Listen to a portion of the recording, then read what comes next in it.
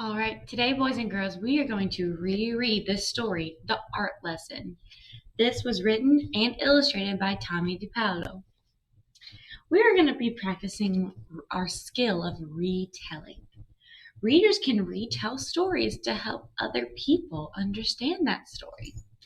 So let's go ahead and read our story.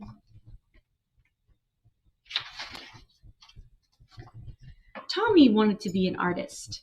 He knew that. He drew pictures everywhere he went. It was his favorite thing to do. His friends had favorite things to do too. Jack collected all kinds of turtles. Herbie made huge cities in his sandcastles. And Jeanie, Tommy's best friend, could do cartwheels and stand on her head. And Tommy, he drew and drew and drew.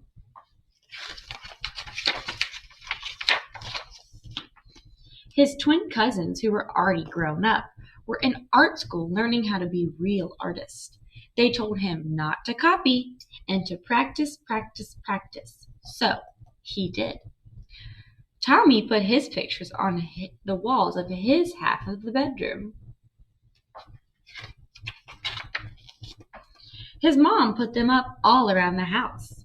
His dad took them to the barber shop where he worked.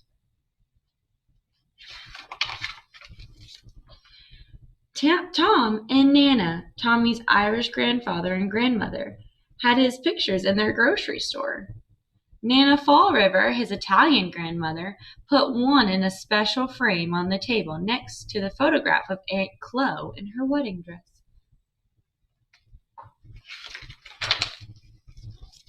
Once Tommy took a flashlight and a pencil under the covers and drew pictures on the sheets, but when Mom changed the sheets on Monday and found them, she said, "No more drawing on the sheets, Tommy." His mom and dad were having a new house built, so Tommy drew pictures of what it would look like when it was finished.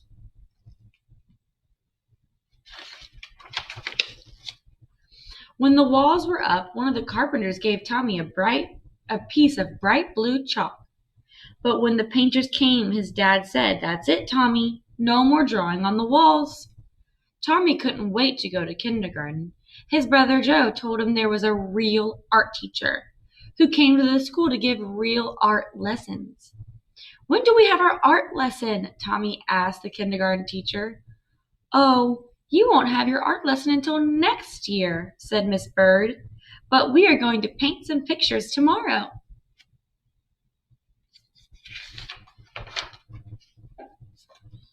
It wasn't much fun.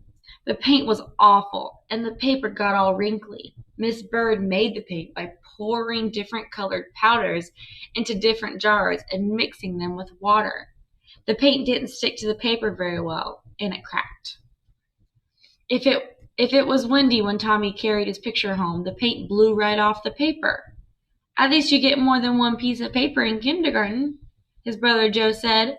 "When the art teacher comes, you only get one piece."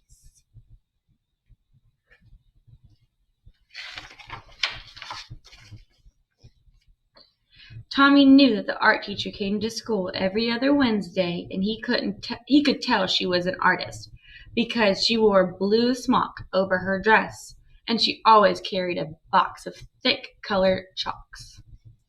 Once Tommy and Jeanie looked at the drawings that were up in the hallway. They were done by the first graders. "Your pictures are much better," Jeanie told Tommy. "Next year, when we have real art lessons, you'll be the best one."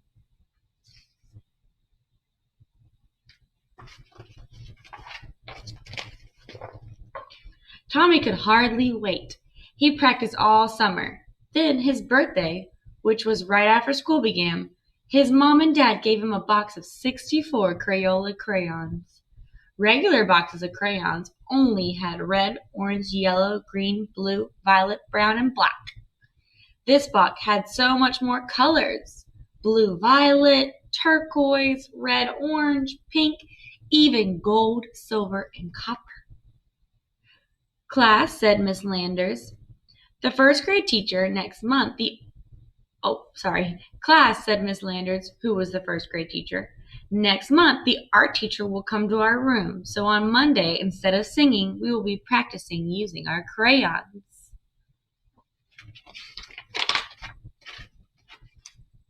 On Monday, Tommy brought his 64 crayons, and Miss Landers was not pleased. Everyone must use the same crayons, she said. School crayons. School crayons only had the same old 8 colors in them. As Miss Landers passed them out to the class, she said, "These crayons are school property. So, do not break them, peel off the paper, or wear down the points." "How am I supposed to practice being an artist with school crayons?" Tommy asked Jack and Herbie. "That's enough, Tommy," Miss Landers said. "And I want you to take those birthday crayons home with you and leave them there." Joe was right. You only got one piece of paper.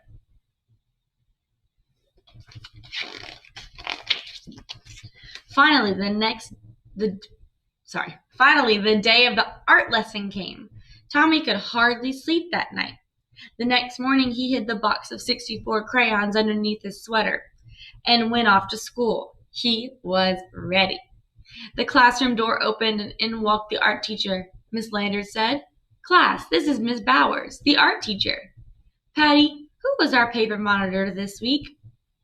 We'll give one piece of paper to each of you. And remember, do not ruin it, because it is the only piece you'll get.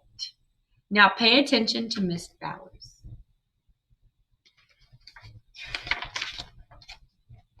Class, Miss Bowers began. "Because Thanksgiving is not too far away, we will learn to draw a pilgrim man, a pilgrim woman, and a turkey. Watch carefully and copy me." Copy? Copy? Tommy knew that real artists did not copy. This was terrible. This was supposed to be a real art lesson. He folded his arms and he just sat there. "Now, what's the matter?" Miss Landers asked Tommy. Tommy looked at her and spoke right to Miss Bowers. "I'm going to be an artist when I grow up, and my cousins told me that real artists don't copy. And besides, Miss Landers won't let me use my 64 crayons." Well, well, Miss Bowers said. "What are we going to do?" She turned to Miss Landers and they whispered together, and Miss Landers nodded. "Now, Tommy," Miss Bowers said, "it wouldn't be fair to let you do something different from the rest of the class. But I have an idea. If you draw the pilgrim man and pilgrim woman and the turkey, and if there's any time left, I'll give you another piece of paper and you can do your own picture with your own crayons. Can you do that?" "I'll try," Tommy said with a big smile. And he did. And he did. And he still does. All right, so now I want you to use all that information that you have from this story and do the seesaw activity.